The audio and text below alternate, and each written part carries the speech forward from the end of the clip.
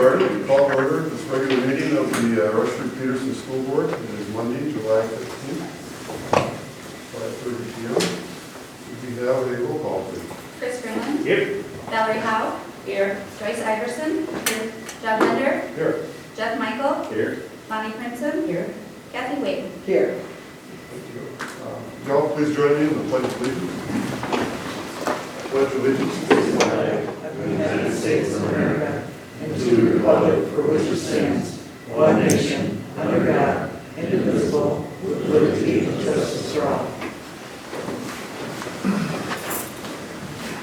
Thank you. First, I'd like to welcome Mr. Thompson to the regular board proceedings, his first meeting. So, welcome, and we're glad to have you on board. Very, very great to be here. Well, I'm sure we'll be hearing more from you later. The adoption of the agenda is on our board. We have an addition, which will be the board bills in the amount of $712,008.65. Any other additions that you're aware of? Need a motion on the agenda? That's the next motion. Iverson is up. Second by Iverson. Any comments? All those in favor indicate by saying aye. Aye. Opposed? No? Carries. Public comments are heard. Limited to 5 minutes per person. Thank you. Mr. Helen, you wish to address the board? I just wanted to stand up and introduce myself, and I'm John Helen, one of the bidders on the Peterson School property, so people can kind of put a face to the name. I was conference call the day you were doing the bids, and I was told, I guess this afternoon, they had a little excitement. They actually had a fire call up there today, so, and, the building hasn't, had any utilities or anything on for a couple of years now. I understand that, and I just kind of wanted to let people see who I am. I've lived here in town the last 26 years. I grew up in Peterson, and I'm willing to try and go forward and make something of the property. That's kind of all I had to say. Thank you for your time. Nice to meet you. Thank you. Okay. Moving on to item 6, the consent agenda. We have our minutes. The June meeting of donations for RP Schools, Waxland Music donation in the amount of $2,058.50. An in-kind donation from Goodmanson Excavating in the amount of $750 for clearing debris from the FFA cropland. The June hand payables, wires, and payroll liabilities in the amount of $96,018.52. June payroll in the amount of $368,144.75. July board bills in the amount of $712,008.65. And excuse me, we have some personnel action, resignation of Courtney Frick in the amount of, 3-5 intervention teacher, resignation of Victoria Rogers, middle school paraprofessional, resignation of Brooke Leah, JV volleyball and JV basketball coach. And then we have the financials on the middle school and high school activity fund reports for the first half of the year. Any comments on any of that, or wish to be pulled out for discussion?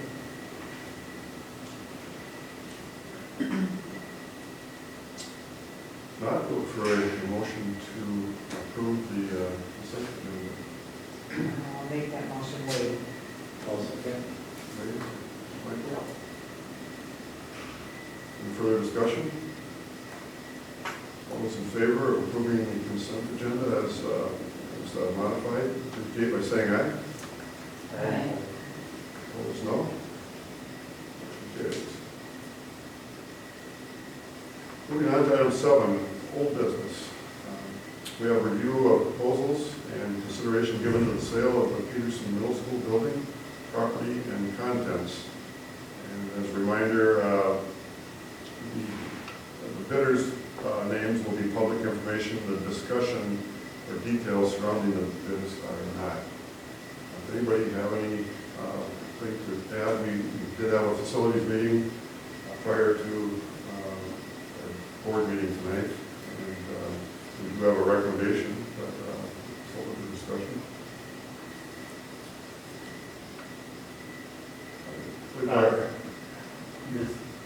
So like the details surrounding bids, why are they not?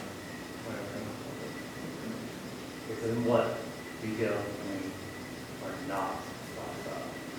They just would like us to avoid having a detailed conversation about the intent of the use of the building unless we went to closed session in the public forum. And so we're trying to keep it to potentially dollar amounts and names at this time. You have all that information though, correct? Right. Okay. And keep in mind, the bidders themselves can disclose that information if they wish. I mean, that'd be their discretion. Well, I only see there's one bidder here and he kind of introduced himself already. Now, there originally was 5 proposals and 2 people dropped out just last week. We are down to 3. Is there any, everybody had a chance to review the proposals? You having trouble hearing us? Yes, I am.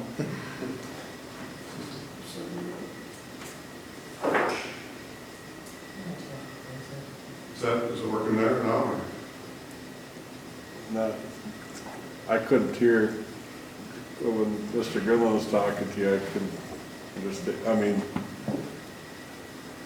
We can always we'll all grab the mic when we're talking.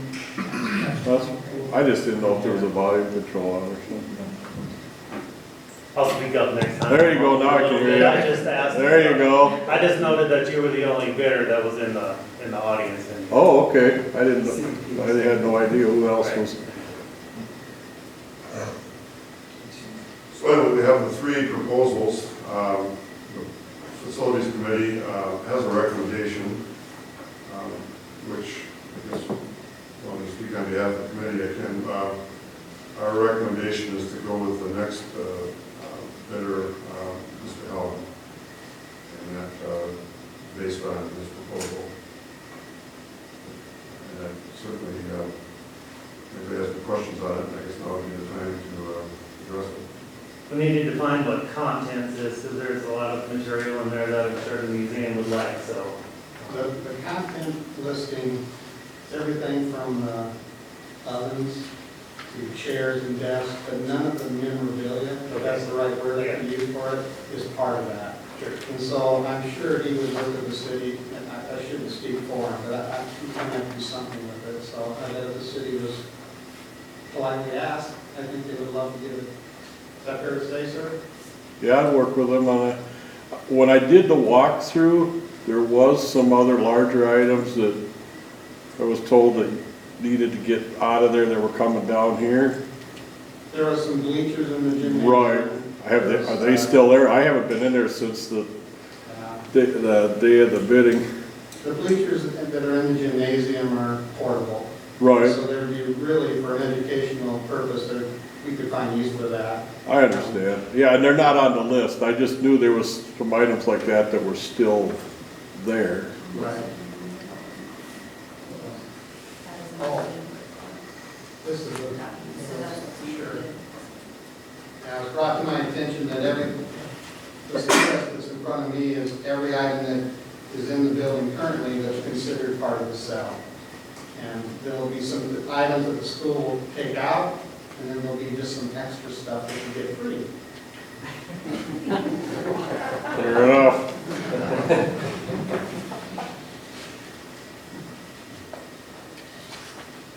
Do you have this list? Not with me here tonight, but Like it? yeah, sure would.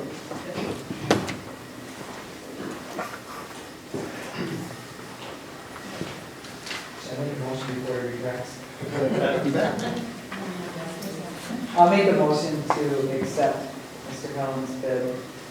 Motion by Wade, second by Mike. Any further discussion? I believe this is called, for a roll call vote. Yes. All those in favor indicate by saying yes, opposed no. Chris Quinlan, Yes. Valerie Howe, Yes. Joyce Iverson, Yes. John Linder, Yes. Jeff Michael, Yes. Bonnie Princeton, Yes. Kathy Wade. Yes. Motion carries 7-0. Thank you, Mr. Howell. And if you have an attorney, I would recommend that you get that to Mr. Thompson so you can get that to our attorney and work with you on setting up the closing as quickly as possible. I was prepared to have to pay for it tonight if I needed to. Now, do you have time tomorrow?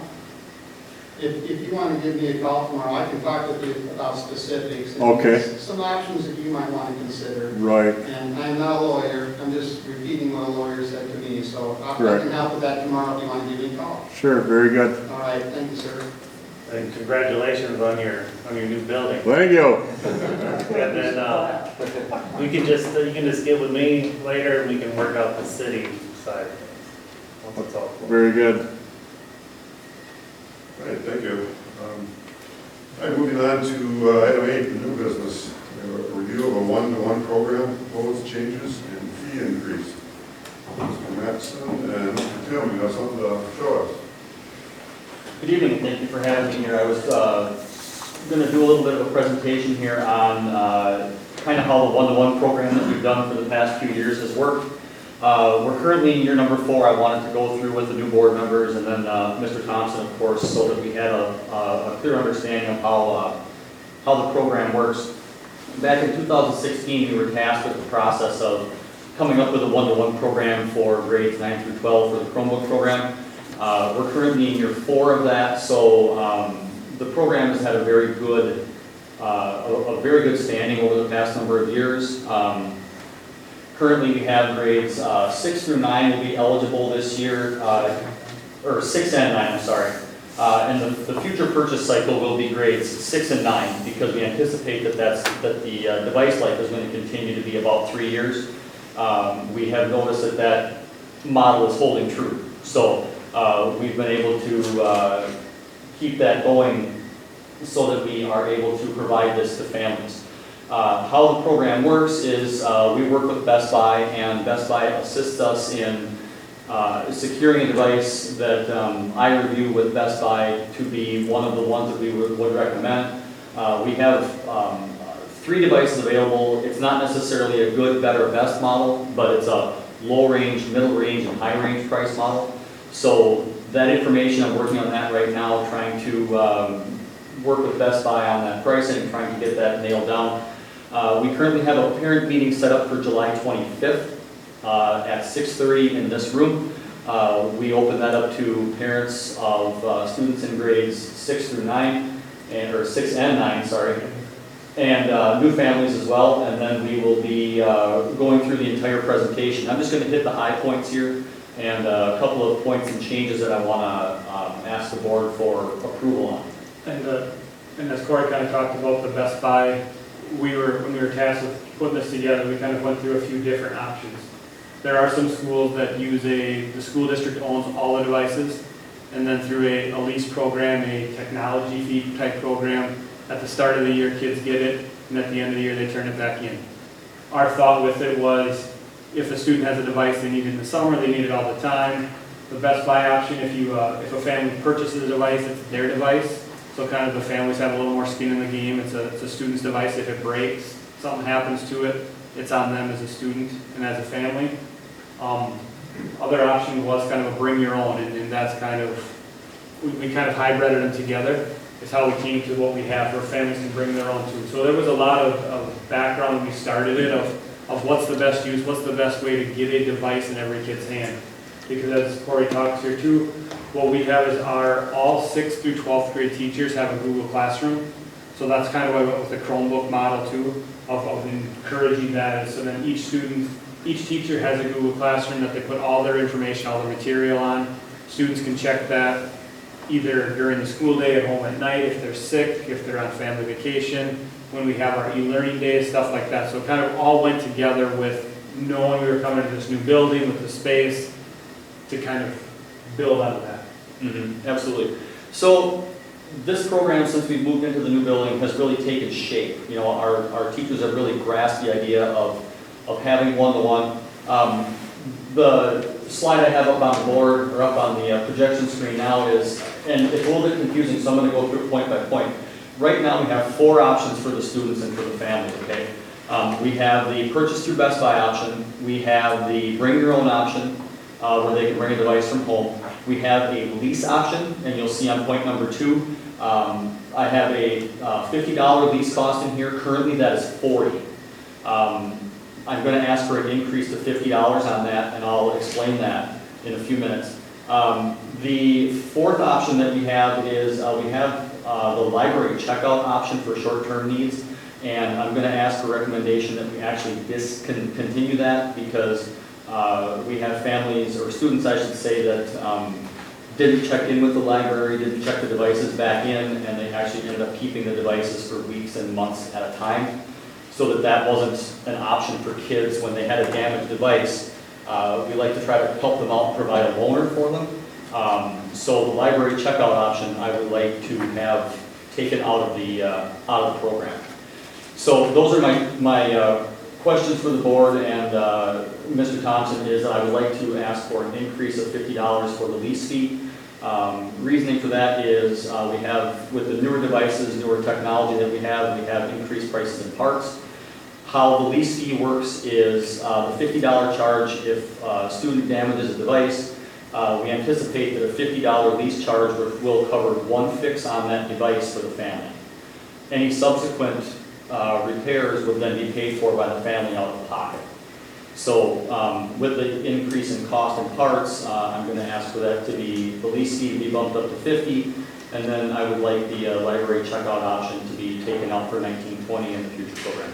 And the reason from 40 to 52 is when the program started, the devices that we were able to get through Best Buy, working with them and as Corey said, they weren't necessarily a good, better, best. They had 3 different devices just based off of families, and the one that they recommended was actually the cheapest one. It was a $199 device, and it was and all the devices that we buy through them, or families buy, are educational Chromebooks, so they're a little bit sturdier as kids throw them and toss them and drop them than the one you just drive to Best Buy and Target and buy. So they were $199, and the board, when we started, gave a $100 coupon, quote unquote, to families. So families were able to purchase it for $99. When we discussed, that was where the loan or the lease option of $40 came up. Now next year, I think the cheapest option is $225, roughly. Roughly, it's at $225. We're working right now with Best Buy to try to get that cost down. My goal is to make the device available for families for $99.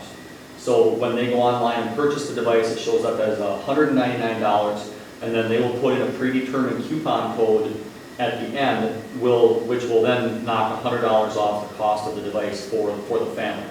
Now that's only for the device, that's not for cases, mice, headphones, things like that. That's only for the Chromebook.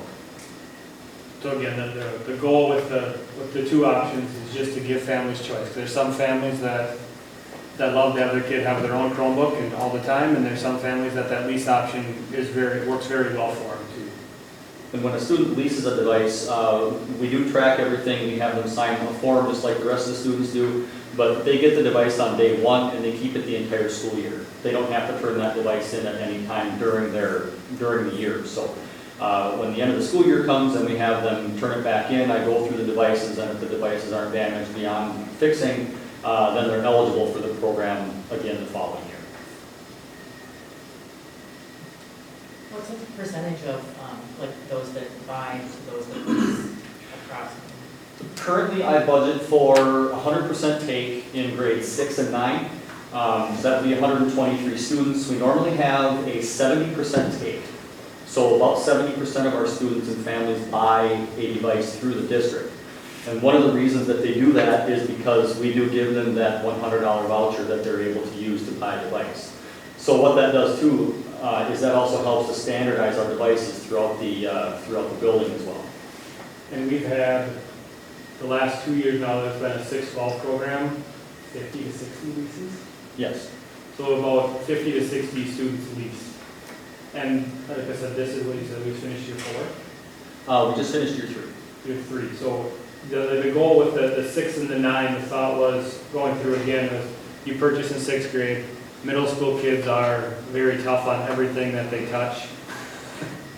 And if they can get through 3 years with the device, that's pretty good. Now when you go to high school, if you buy a second device, a little more mature child can get through 4 years. And we have some devices that we use currently for testing in the district that are They lasted for 6 years. 6 years, 7 years. Yes. And they've made it through. Are they the greatest things in the world and the prettiest? No, but they work, they function. So if a student takes care of it, a student can make it for the 4 years. That was one of the big questions we got right away is, what happens if my student wrecks it by their junior year and now I can't buy another one? And that's again where the lease option came into, is if a student buys it and loses it, trashes it, is very irresponsible, but yet their parents say they need a device, there's an option for them to take up during those years and they can't purchase one. Yeah, my daughter's on her 4th year.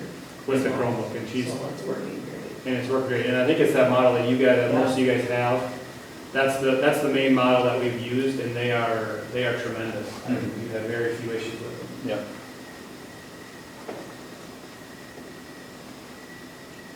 Any questions for Mr. Mattson or Mr. Tim? I have a couple quick ones. Did I see on your first slide there, something about there's a Google app where they will not need internet connection? Correct. That's awesome. Yes, Because so, we have students that don't have internet, and No. that's really a problem. yes, so how that works is when they're on campus, the Wi-Fi connects up, they're able to do all of their work, and then the device will automatically synchronize all their data from their cloud onto their Chromebook, and it's called offline editing. So when they go home, if they don't have connectivity, if they're away, they can do all of the work that they need to. When they can get back to Wi-Fi, it will automatically synchronize up. So if my son is working on a project and we're away for a while, as soon as he can connect to Wi-Fi, everything will then synchronize back up as soon as he can get online. So he could use like a Google Docs, like a Microsoft Word, a Excel. It's kind of those formats that you'd be able to use, like your Excel sheet, your Word. At home, you can type your project, do your project, and then when you come back, like as Corey said, once you come onto Wi-Fi, it jumps on and all the stuff comes back up. But you're not able to, when you're home offline, you're not able to connect with the teacher, connect with the class and all. So it's better, but it's not perfect.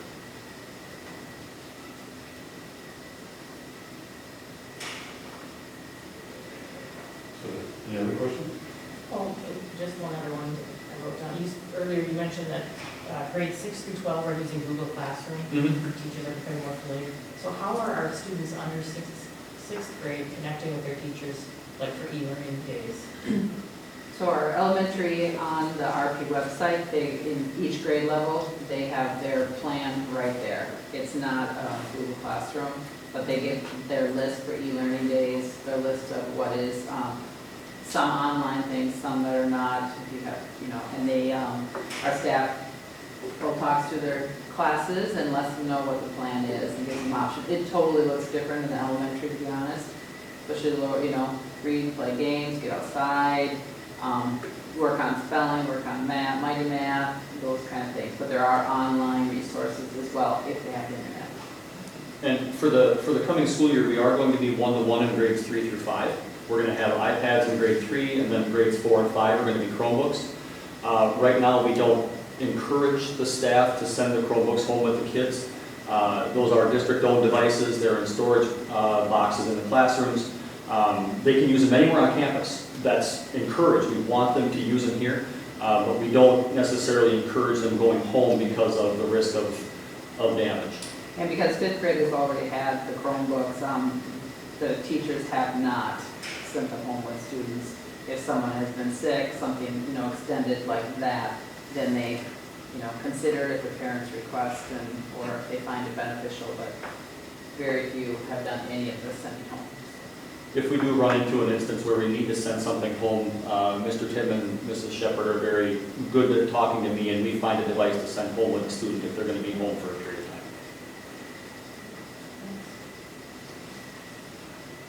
Are kids really good about keeping them charged and stuff, so they come in? Okay, I thought it was funny when I said it. Consistently, inconsistently, 50% of the time. There's always going to be a But problem. they're out, okay, so All right, so a kid doesn't have one, okay, they no longer can do the run to the library, so now, We work with teachers on expectation for the classes that it's charged and is available to use. Now, if a student does not have it charged and the activity can be done on paper pencil, a lot of teachers have done that method, use paper pencil, go. Some teachers have even said, sorry, you just have to sit there this hour, you can do the work when you're home. That's just, it's the old, here's your pencil. It's one of the expectations is you show up with the ability. A lot of them have a cord and they go sit in the corner where there's a plug-in and they plug it in and stuff like that. So teachers are pretty good about making accommodations for them.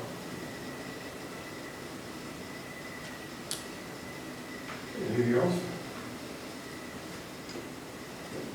A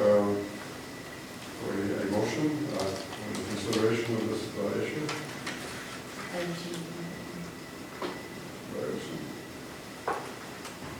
My understanding is your motion is the recommendation of Mr. Yes, for the $50 and the removing the light teacher program.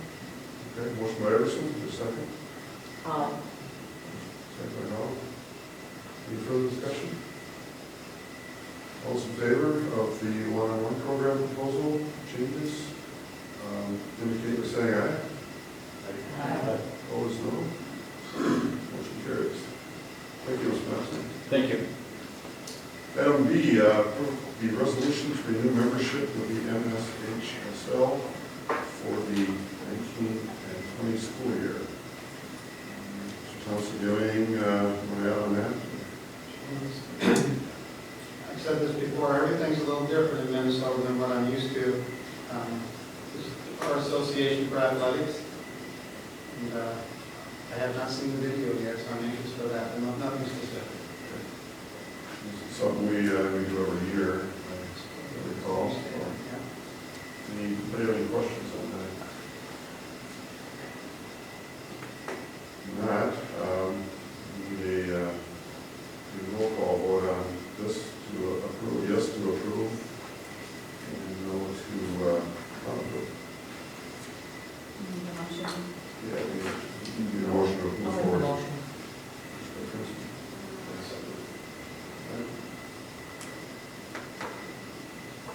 Any other discussion? Call for roll call vote. Chris Brennan, Yes. Valerie Howe, Yes. Joyce Iverson, Yes. John Linder, Yes.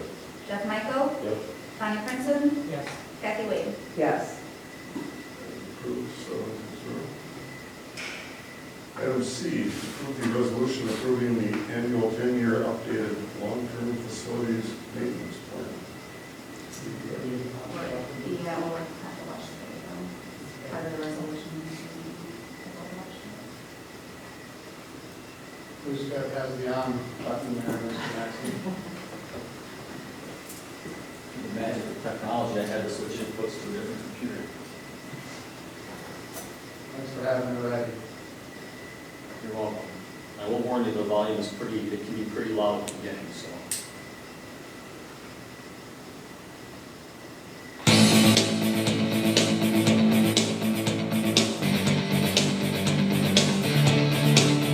I think the culture of sport is broken. Success is defined by winning, by having more points on the scoreboard at the end of the day than the other team. That's where the value lies, and whose name is in the paper the next day, and who had the most points, and who had the most rebounds, and who won the game, and who gets to the championship.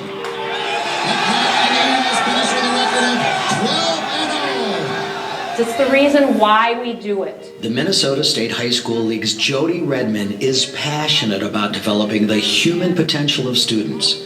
She's leading a national movement to reclaim the purpose of sports. The pressure to win, and sometimes at all costs, is significant. Kids feel it. They feel it from their coaches, they feel it from their parents, they feel it from their friends. They feel the pressure to be able to win.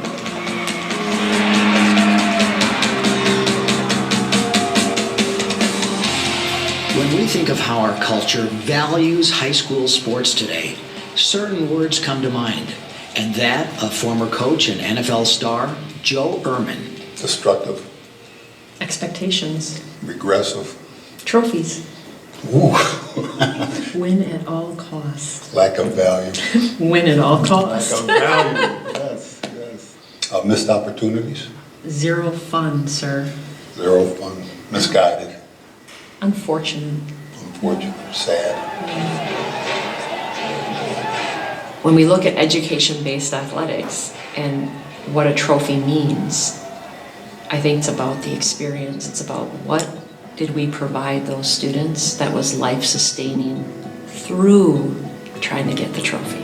Today's student athletes feel the pressure to compete at a high level, so they drop out of sports. 70% quit by the age of 13, and they miss out on a big educational benefit. There's a University of Kansas study that draws a correlation between kids who participate and are involved in high school athletic and activity programs. Students that are involved in those activities do much better academically than students who are not. The research shows that the reason for that is school connectedness. It's been amazing what we've learned. 5 years ago, Mounds View High School began to survey their students, asking what they really get from being involved in the school's athletic and activity programs. I was shocked to find out that our coaches and advisors are equally as important in the lives of our students as our teachers. It was a game changer for us. Our whole district, where we're going and how we value activities, it's not after school. It's a part of the educational process. It is no longer an extra. We've defined that, and it's something that we value every bit as much as what they do during the school day. The purpose of high school athletic programs is not to develop college or professional athletes. In fact, most students, 97%, will not play organized sports after they graduate. Instead, these powerful mentors we call coaches have 4 years to make a difference in kids' lives, to teach them life lessons that will help prepare them to be successful in life. Well, I will be honest, our goal is to win. Our goal in many sports is to win a state championship. Winning has a place, and there is value in learning how to win. However, that's not our purpose. Our purpose is to enjoy that experience, enjoy their teammates, enjoy their coaches, and learn from whatever took place on the field or the court or on the ice on that given day. Our purpose isn't the score at the end of the game. The purpose is the growth and development that comes through trying to achieve that win.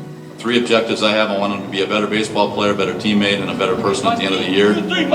We're working with coaches to develop their own purpose statement. So why do I coach the way that I do? It comes because I had a couple coaches in my life that touched me and changed my life. Joe Ehrmann has been called the most important coach in America and a leading voice for change in how we coach our kids in sports today. Why do you coach? Is it about you or is it about your players? Yeah, transactional coach is basically a coach that uses his platform and position for his own self-edification, for his own identity, his own empowerment at the expense of the development of their players. It's kind of, if you meet my needs, my demands as a transactional coach, then I'll give you playing time, I'll give you praise, some kind of plaudits, but it's basically using young people. As a child growing up, I had a lot of transactional coaches when I was younger because I was a very talented kid. Once I got to high school, my head coach, I didn't have a dad, so my head coach was my dad. It's tough, and he showed me I'm more than just an athlete.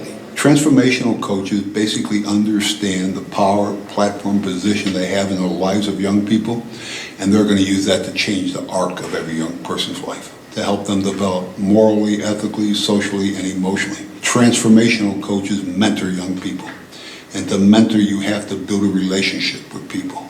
Transactional coaches do nothing but monitor young people. They move them from drill to drill, season to season, no relationship, no contact.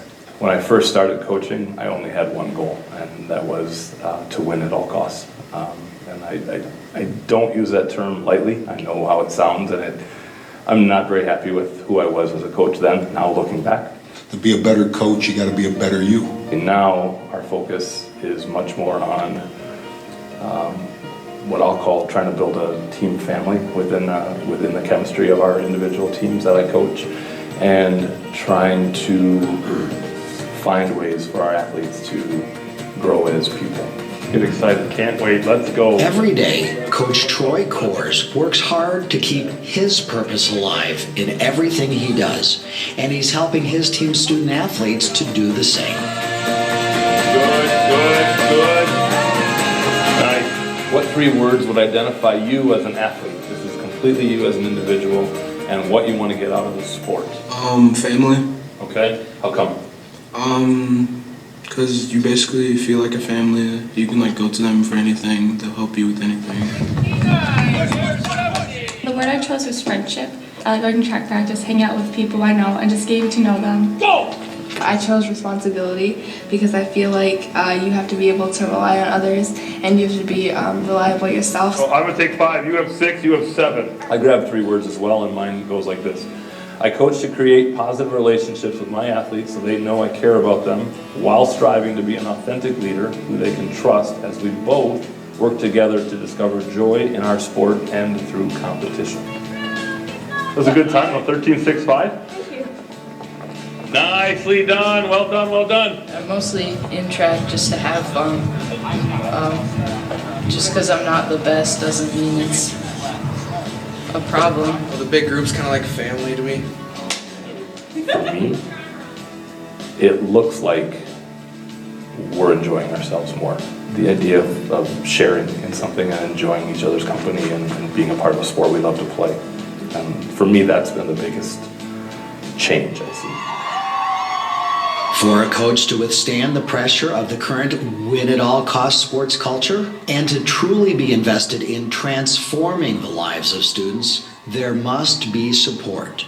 Support from school leaders, parents, and the community. For this to happen, we must want more for our kids than just wins, losses, and a good performance. We want to give them more. We want to give them a significant experience that's going to help them develop into people that are going to live in our community. We want to give them a way of being successful that will sustain them throughout their lifetime, not just until the season's over. So we have to align school communities around this idea that we are purpose-based, we're education-based. I want school boards to reclaim sports in the name of education. I think school boards need to make sure that we move away from this win at all costs. We need to start building a system where coaches are held accountable for the transformative impact they have in the lives of their students. It really boils down to what do we want to give our children? Beyond the trophy, beyond just the win and the loss, beyond the trophy case.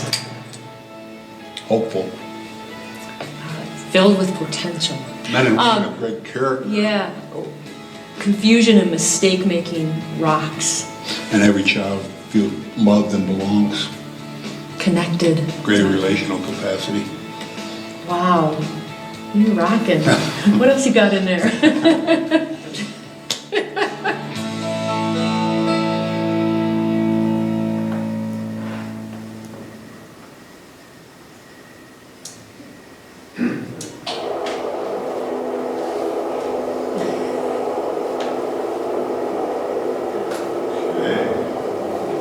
Any questions on that? Is this something like our coaches watch? I don't know if it's typically right down the end. If Dave's not in over there, so. Yep, we have to watch that. I like when, I mean, at the end you said, I want boards to reclaim purpose in sports. I'm not sure how the board can do that. I mean, we rely on our professional leaders to do that, but if there's anything we can do to encourage it, I guess. You know, I should say this, that things are different in Minnesota. I said it a few minutes ago, but in so many ways, it's exactly the same, no matter where you live. And having your kid become people of character is so important. And I've noticed, since I've been in Rushford and Peterson, walking around the school and interacting with the kids who do not know me, they don't. They're so polite, respectful, say thank you. So there's some lessons that they're getting from home, from school, and from students that I think is very impressive. And so what can a school board do, I think, watching this video? Knowing that one of your coaches is in the room, we have a new activities director that we can talk to about this. It's just showing that it's important to you. So many times school board can be powerful just by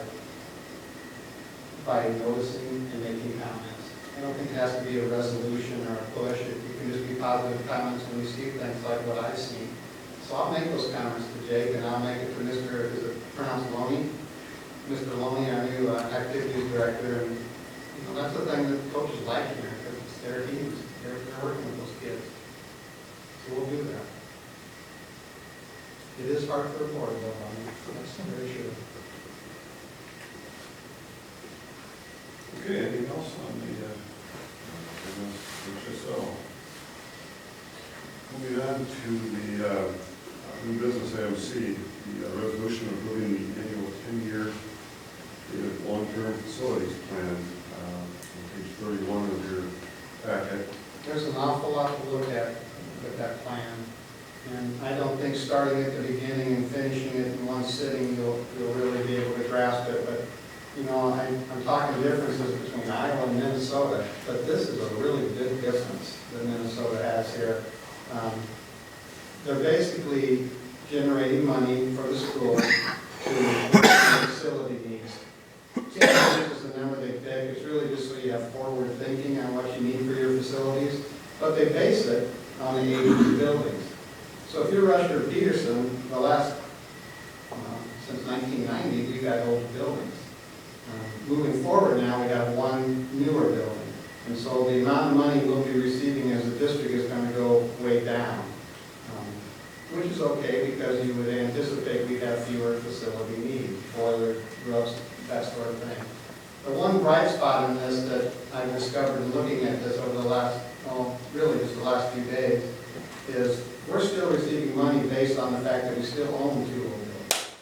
And so that money is restricted. It can't be used for teachers and textbooks, but it can be used for facilities. So what that does for Rushford Peterson is you create a separate pot of money that you can hold on to, so when we do need there's leaks, or we do need a roofing repair, or some sort of sidewalk need, track resurfacing, some of those types of items, we'll have a pot of money sitting there that we can utilize.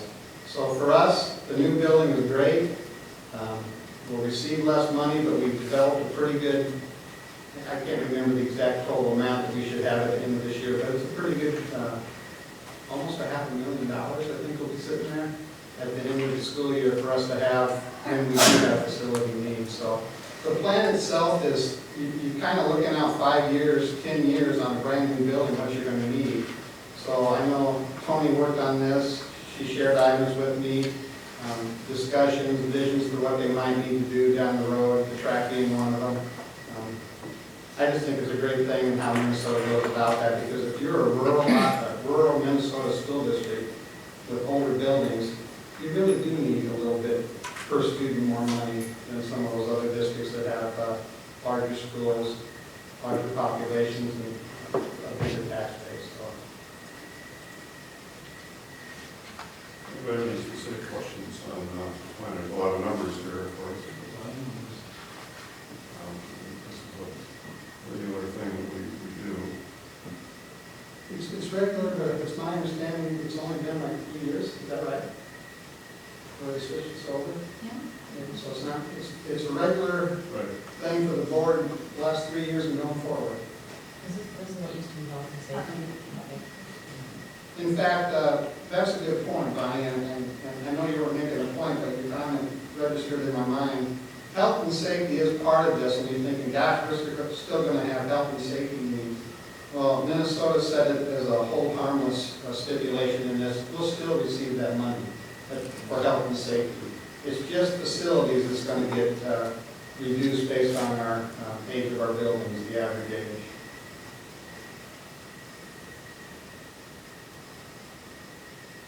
Okay, any other comments, thoughts? We look for a motion on the item 8C, the 10-year plan.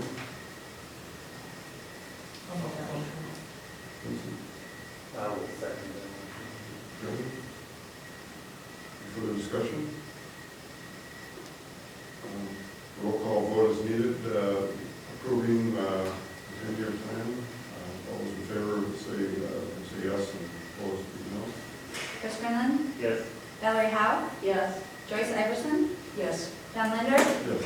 Jeff Michael, Yes. Bonnie Princeton, Yes. Kathy Wade. Yes. Thank you. Moving on to item 8D, approved health insurance provider for non-teaching staff for the upcoming year. It's located on page 36. Anything we need to know about that? I didn't compare the plans myself, and really, what you can read there in the summary is exactly what I know, but I did find it powerful that that's the direction that our non-teaching staff would like to continue with. The Southeast Service Blue Cross. Anybody have any questions on the health insurance plan? I will look for a motion to approve.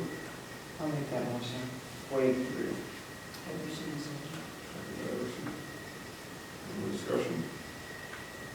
Those in favor of the approving the health insurance provider for the non-teaching staff for the upcoming year, indicate by saying aye. Aye. Opposed, no. Motion carries. Item 8E of new business, approve the agreement to reimburse for student membership in Hiawatha Valley Education. There's no there. Well, no specific comments, it's just a continuation of what we've been doing for a number of years. Maybe Mr. Kim and Mr. Shepherd have This agreement is for our credit recovery and summer school students, and for, summer school credit recovery and then extended day programs. That's with the state, to be able to offer these programs, you have to have an alternative learning center, and our district doesn't have one, but HFED does. We partner with them.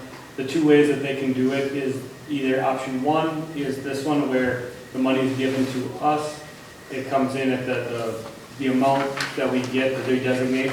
They keep 10%, we get 80%, and then we pay our staff off of that. Or the other option is our staff members become employees of HFED, and HFED takes all the money. We've done a real good job with our teachers that run it. We've had Sheree Vicks and Margaret Merkowitz, and then going forward, Aaron Thompson's going to take over with Sheree Vicks. They budget out the whole program, they do it, so it's a way that we take accountability for it ourselves, and it's worked out very well with this reimbursement. How many years, Mr. Kim, have we utilized this? Total years? It's changed a number of times, but the way this reimbursement, probably the last 3 years now, we've done this reimbursement where we've had the choice with it. And it's, talking with Tony when we did it, works a lot better from our standpoint, because then it's our employees and they get paid at our rate, and it flows better this way. Better for the students too. Yes. So to receive the summer school, you have to have a program during the school year as well. And for elementary, Margaret Markowitz does that. And it doesn't have to be anything specific, whatever works for our school district. So she has it once a week up to MCA time, and then after that is done, then she runs the program for summer school. And it's a 6-week program that the elementary does. And they're almost done with that right now. But I agree with you that it's nice that we can just, it used to have to come through us to get them paid, and it was just, it was a mess, but it's worked smoothly now. Okay, anybody have any questions on this agreement? Yeah, we'll ask for a motion to approve. I'll make the motion. Second.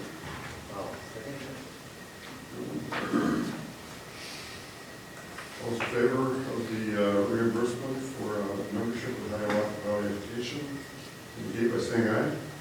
Aye. Opposed, no. Motion carries. On to item F, approve the meal prices for the 19 and 20 school year. And, a couple of small increases are recommended. Looks like it was in line with what other districts have. A little bit maybe more for some adult fees, breakfast, but for the lunch, which is really the biggest part of our lunch program, actually runs below average, so. Any increases in that line at all. I'll make the motion to approve. Second.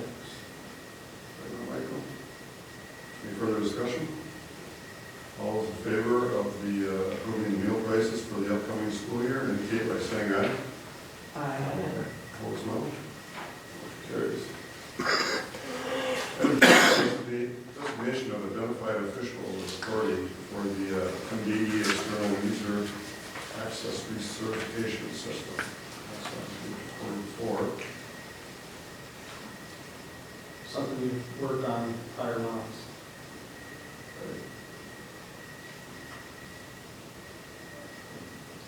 Basically, adding the new guy. Yeah, there was some wording that was missing, so the state wanted us to revisit it this month. Anybody have any questions on that?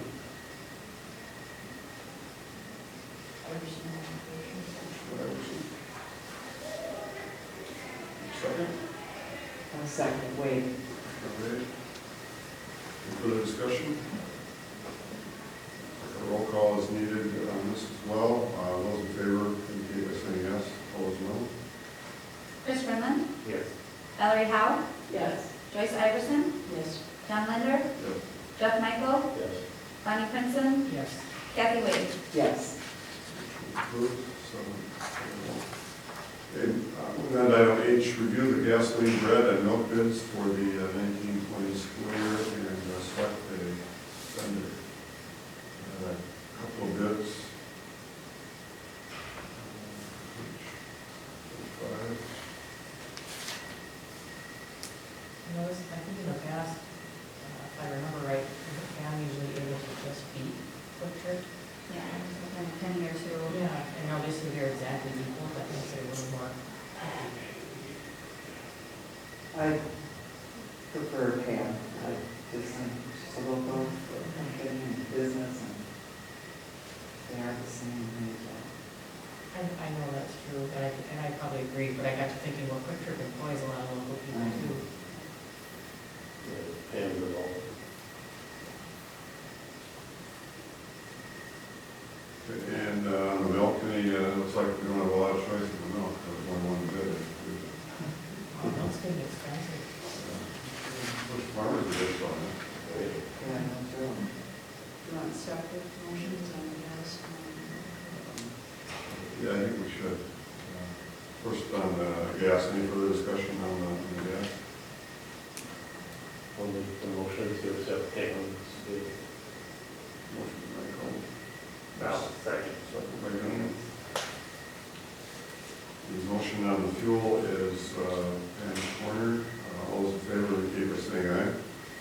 Aye. Opposed, no. Carries. And the milk, looks like Temps is our bidder, which is, I think, the current provider as well. Correct. Motion by Iverson. All second. Michael.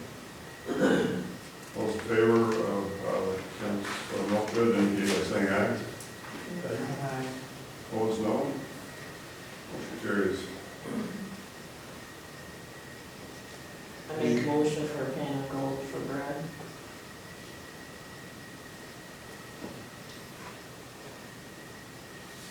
By Howe, Van Gold.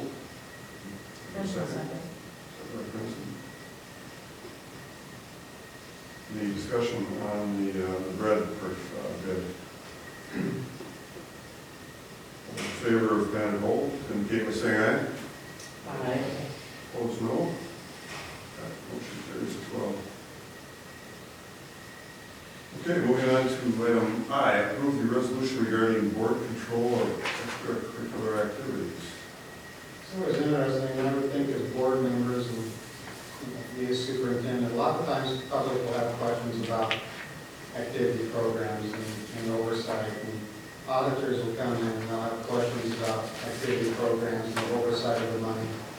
Minnesota has passed guidance being a little more stringent on anything that the school oversees, that it comes through the same protocols, the same board oversight, the same administrator oversight that our other programs go through. So programs such as, and Jake, you may have to help me out with this, but I'm assuming FFA might be a good example of that, where they have class officers. And in the past, these programs have often allowed those officers to make decisions based on money that they've raised. And you can look at that that as a great learning experience. However, it's hard to provide an auditor's burden, I guess, of proof that it's being handled correctly. So now it has to go through the school and the accounting systems, acquisitions. They'll still be making decisions, working with their sponsors. It'll just have to go through the official school accounts with the same rules and guidelines that we have to follow. That's what the resolution is, and that's what they're asking me to approve tonight. There are other activities in the community. Goal Line Club would be a good example of that. I believe that's the name that's used for that. And that's outside the school. And since it's outside of the school, if they want to come in and utilize the gymnasium, the field, then they have to pay rent just like everybody else. And so for those organizations, it's kind of a trade-off. Do you want to have to pay rent and for a facility that your kids go to school to? Or do you want to have the money go through the school business office and go through the same guidelines that FFA has to in some of those organizations? And so that's the decision that schools allow that to happen in all states, but I can speak to Iowa and Minnesota. And that's always a tough one. So it's important, I think, as a board member, that you can maybe help explain that to people. There's programs that we provide the oversight on, there's acquisition, there's purchase orders, there's approvals, and there's true accounting over it. There's outside organizations, they still work with the school, but they have to pay to use the facility. They keep that money outside in their own bank account, so you have less control of the school. Is that a fair accounting that I would say? Okay, does anybody have any questions on the resolution? I'll move that we accept the resolution. Wait. I'll second. Right, Michael. There's a roll call vote as well. We will have a yes vote for approval and no opposed. Chris Renlund? Yes. Valerie Howe? Yes. Joyce Iverson? Yes. John Linder? Yes. Jeff Michael? Yes. Bonnie Princeton? Yes. Kathy Wade? Yes. Motion approved 7-0. Okay, moving on to reports. Mr. Thompson, superintendent's report. Well, one thing is for sure, and I mentioned this earlier, that Rushford and Peterson, the communities, the school district, people I've worked with so far are very welcoming. They'll answer all of my questions, which has been very helpful. The gals in the office, Laura sitting right behind me, but Tony as well. You have some good ones here. Great team with the principals that I'm getting to know. Lisa with community ed. I'm just flat out impressed. And that's one of the reasons that I wanted to be a part of your team a number of months ago. And so I'm pleased to be here. One of the things I'm trying to do is get together with small groups, preferably one-on-one, to have discussions. And I've had that opportunity with a couple of the board members. John just a little bit. But a couple of us had a good chance to sit down, Jeff and Bonnie, and hopefully, I know I had conversations with a few of you, and basically asking what do you do well as a school district, what can we improve on? And that conversation, as short as 2 questions seems like it should be, I think Bonnie kept me going for an hour plus. Jeff and I were pretty close. It was a half an hour to 45 minutes, and man, I appreciated that. And I've learned so much from the people I've talked to. And John asked me today, is there anything you think we might want to change? I don't think there's anything glaring that needs to be changed. Of course, there's some things that I've done differently in the past I think might benefit you as a board. Something that we can talk about and you guys can ultimately decide. I think there's some things that might benefit us as an administrative team going forward, and of course the kids will be the real winner. So if you haven't scheduled that with me, I think Chris and I talked about it at the next negotiation meeting, was it, or something along those lines. So we'll get those all scheduled. I promise to not go over an hour. And if I get talking too much, you just have to cut me off. But it's really fascinating for me to learn about the school and the community, so bear with me on that. Everybody I've spoken with so far, so many more positives than anything negative, and boy, that's encouraging to hear too. Moving along here in my report, one thing I want to do different is when I have items to add to the agenda, I'll put them right with the item. So there might be a separate little paper clip there for attachment that you'll have to click on. I just think that's easier if you're using a computer to not have to jump back and forth between screens. So you'll have to give me some feedback on that. I believe Mr. Taylor was a separate sheet towards the top. And I don't know which you like better. We can go either route on that, but I'm going to try it for a few months when I have something to add that it's right along with that specific item going forward. We do have some items that I'm going to need your help on, or maybe your suggestions, but we have a lot of records, staff, personnel, student records that are in the high school downtown. And that's going to need to come out here in the near future, probably within the next month. We really don't know where to put them. And we're required to hold on to those for a long time. So if you know somebody has a great storage shed that they could dry, secure storage shed, or if we could rent something, or a place where we could, maybe in a building here, find a place to store those. So kind of just start thinking that through. I haven't spent a lot of time on it, and I thought, well, let's ask you guys tonight, maybe you know something in town. I did hear, I think Jeff and I talked about this briefly, but there's some storage facilities being built in town that we might look into. Yeah, Camilo, a better tower. A better tower.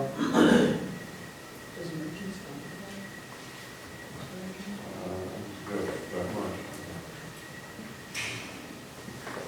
Well, those two good suggestions. If something else pops in your mind, let me know, and I'll be glad to do the legwork investigating it and finding more out about it. You could ask Mr. Helen, this maybe. You rent us a nice dry room. He can get some of his money back. The whole gymnasium with storage space, huh? Elementary gym floor, the gym floors in general are going to be worked on here in the coming weeks. I know that elementary one, I don't know if that was a board discussion in the past, but they had some problems with having the sill adhere to the floor. So that's going to be worked on. Yeah. Will that be covered under warranty or? I don't know how fully it is. I'll have to find out. Okay. Get you an answer. I'll email you that once I know. Okay. That's a good question. As I started talking about that, I realized I didn't really have that answer, and that would be a logical question. So I'll find that out myself. Fire alarm testing was done last week. The doors around the gymnasium would not shut when the alarms went off. Of course, that's a bad thing because that's a pretty good supply of air. But that's been fixed. And, you know, I think that the guys really attacked that quickly. I mean, Rod was on it the very next day when we found out, and it seemed like by the end of the school day, a day or two later at the most, that was completely fixed. Came back to be a wiring problem. And if you're a mechanical person, of which I am not, I know that finding a wiring problem in a building this size, trying to trace everything back is quite a challenge, but, you know, they pulled it off, and it took a lot of trial and error. But now our doors shut when the fire alarms go off, so that's very good. It was already mentioned earlier, Corey mentioned this, that the new Chromebooks are in, so they're moving the iPads down to third grade. I think he did a nice job discussing that. And then the other thing I think I've learned in my time here is, you know, communication. I think we always say that and how important that is. But sometimes it's asking questions. I think people always feel like, you know, communication is just bringing news to you. And it's really easy for me to bring a list of items in a SUPES report, but then to give you time to really ask questions is, schools in general struggle with that. And we're all busy. We have an hour and a half, 2-hour board meeting, and then we go back to our lives and a month passes by. And if you have questions, and I wrote them right there, some common ones that school board members will ask us, well, why did we do it that way? Isn't there a better way to do it? I think sometimes we need to stop and ask ourselves that. And a good place to start is with the superintendent. And so if you want to schedule a time, I get dibs on the first time we meet with my questions. But after that, if you have things you want to bring to my attention in January or March, and you're just curious about, please ask. And if I don't know the answers, there's a lot of good people here that can give us the answers.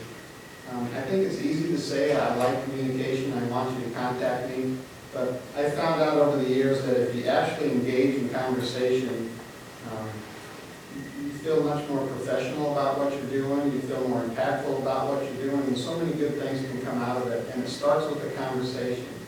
And my comment earlier about 2 questions that took an hour to talk about, I guarantee you that Bonnie and I didn't talk about just those 2 questions for an hour. Learned about family, learned about the school, learned about the communities.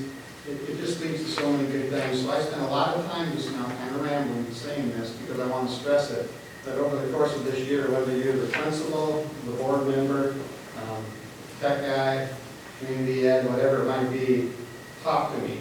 I'm a pretty good listener, and hopefully we'll get some great things done out of that. One other thing that I wrote down that's not on what I presented to the board in the packet is Mr.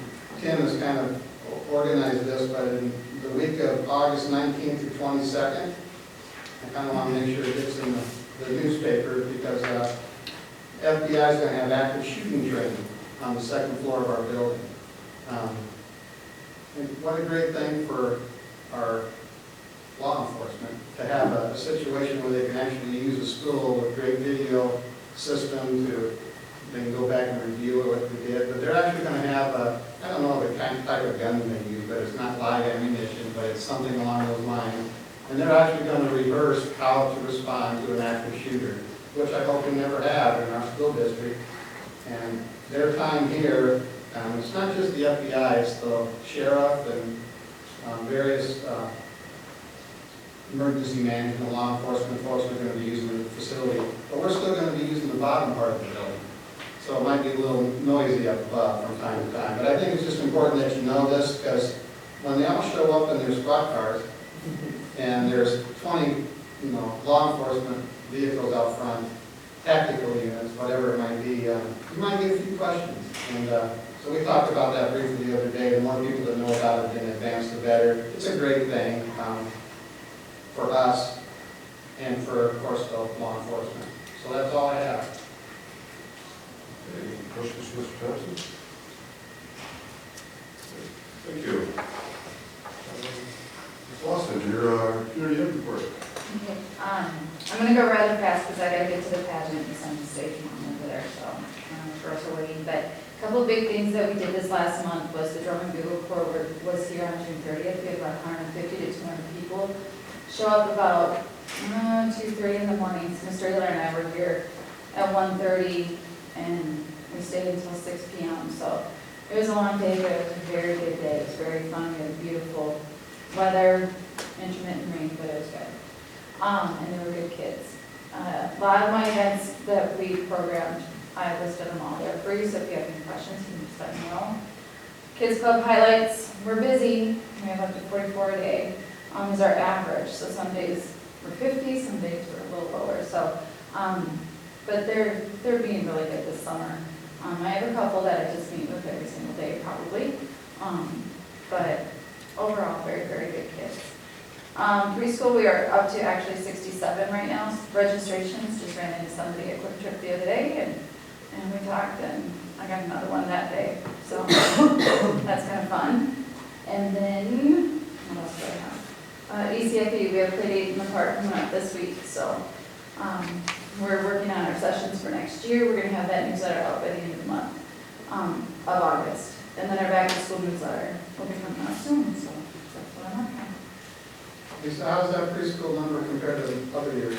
We had 74 last year. 74? So it's down just a little bit, but I mean, it's July. So we had 2 this last week, so people will come. So I got on. All right. Thank you, Ms. Lawson. Okay, elementary report. Thank you. I'd like to highlight a couple of our funding sources. One is the PI grant, which many of your staff, as you can see, took advantage of that, almost $7,000 towards new ideas, new resources for our teachers. I saw today that in the 3rd grade classrooms, they have high tables now and some lower seating and higher seating, and so that's a nice addition to our 3rd grade. They also use the blow-up balls to sit on as well, so they just wanted to change it up a bit. So that's one that I saw can't come through already, but that's a significant amount of money that our staff takes the time. Like I said, you can see the list of all the different classrooms that did receive things. The other one is our ADSYS program. We were approved, which is beyond exciting, $221,000 towards our intervention classes, which are 2 elementary and then 2 in the middle school.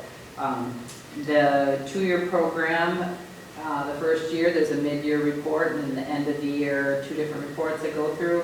The next year, it's signing up again and ending with service hour spreadsheet. So there is a new budget every year that the teachers can put in as well. Because we've been successful at receiving the ADSYS money, we have, the teachers are finding now, it's like, what can I put in? I have a lot of really good resources, but Mrs. Markowitz this year came with the idea of a brand new program, which was about $3,000, and she did order that. So again, it's using any resources to get some funding for our students to benefit them is a real positive.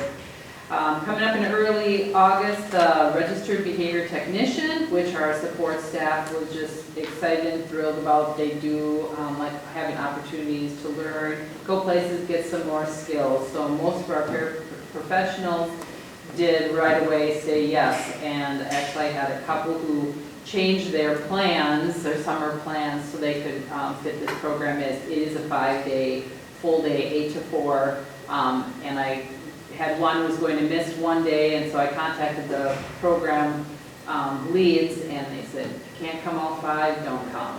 And that was, then there were 2 of them, like I said, who switched their summer plans so they could attend this. Again, they're just real happy for the opportunity to learn some more skills. They're out in the playground, they're in the lunchroom, they're in a variety of classrooms every day with all kinds of different students. So, who's sponsoring that? It is not, it's in Rochester, self-service cooperative, yes. Oh. But it's not through them, they're just housing that. So, and then the First Institute, this is our last year of sending our staff to that. We have 13 of us going to that this year as well, and it's, I went 2 years ago, and it's just 2 full days of your choice of who you want to go to, or initials, first speaker, and then at the end as well, a closing speaker, but a lot of different opportunities and real positive. Everyone who comes back from this speaks highly of it, and that's why we continue to go to this program. Let's see, that's about it. We're waiting for our VOAC. Teachers are contacting me often for the VOAC and for our second step programs that Laura said that she ordered last week. Thank you, Laura. That's what we've got so far. Questions for Mr. Shelby? Thank you, Mr. Shelby. Mr. Tim, you have anything you want to add, or? Well, if I can just, I know normally we approve handbooks at this time of year, and I know we had at the end of the year some discussion on discipline. We've met with, I've got a team of probably 12 to 14 middle school, high school teachers, and we've met now 3 times to go over kind of a discipline matrix and some expectations for our students. And we met last week on that, kind of finalized that up, have a few more touches to put on it.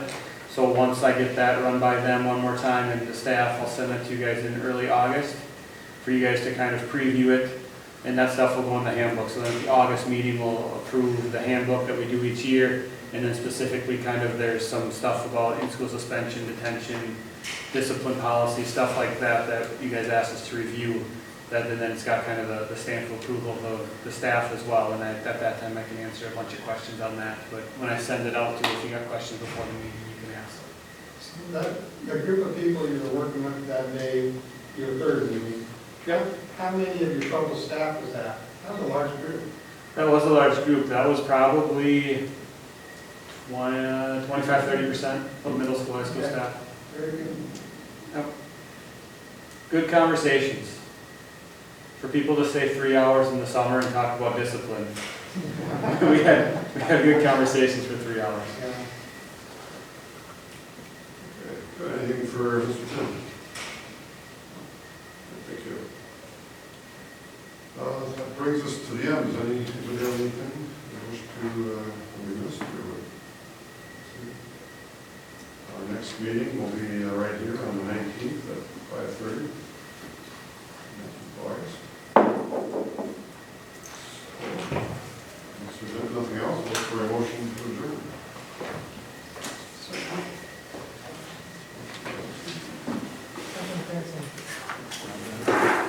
All those in favor of adjournment? Yeah. Say aye. See what we can make out of It is 45. Thank you, everyone. it. Yeah.